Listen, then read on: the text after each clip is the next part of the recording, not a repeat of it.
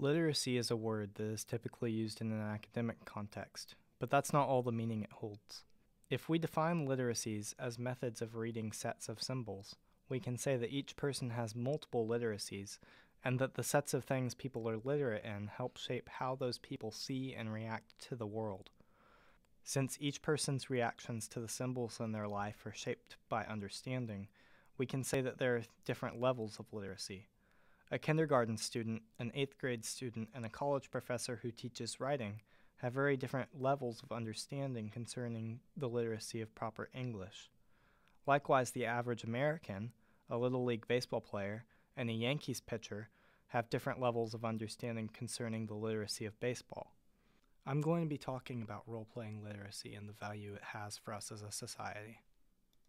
Continuing with the baseball metaphor, the average American knows that baseball is a ball sport, that baseball is not a contact sport, and that baseball has some complex rules as well as some simple ones. They know the concept of a home run, that baseball is associated with strength and agility, and would recognize a player's uniform. A Little League player knows these things, and also knows about a drop third strike and an infield fly. A Major League player, in addition to knowing all the things that a Little Leaguer and an average person knows, can analyze a pitch before it leaves the pitcher's hand, knows where every player on the field will or should be at all times, and knows nearly every rule by heart. By the same token, someone who merely knows about role-playing knows that players pretend to be a character, that role-playing is not dangerous, and that rulebooks and dice are often involved.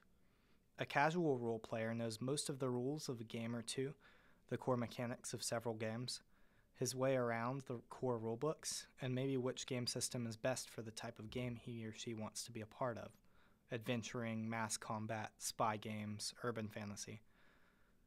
Finally, an experienced role player would be familiar with a host of games, know a few games' rules by heart, and understand methods of exploiting those rules. The difference here, then, is basic understanding.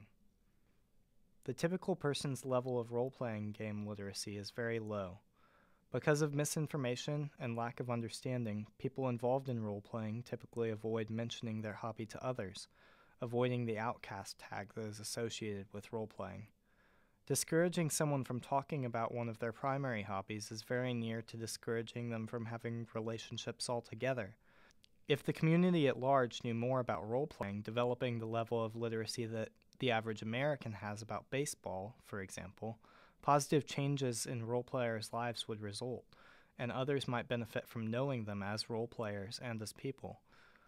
Okay, so what is role-playing? How do you role-play, Andrew? It's a system of gaming where with a distinct set of rules where you create a character under the rules and then you act as though you're that character while you're playing the game. What kind of activity is role-playing? And for introverted role players to have less trouble when they do interact with people.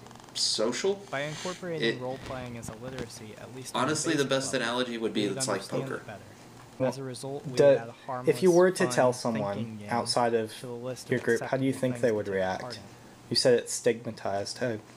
Honestly, for someone outside of my social circles, I'd expect a kind of okay then reaction. No. Would you say that role-playing encourages people to be antisocial? I'd say the opposite. The groups you find a lot of role-playing games in tend to be known for having some loners or some misfits that wouldn't otherwise be engaging in a social activity.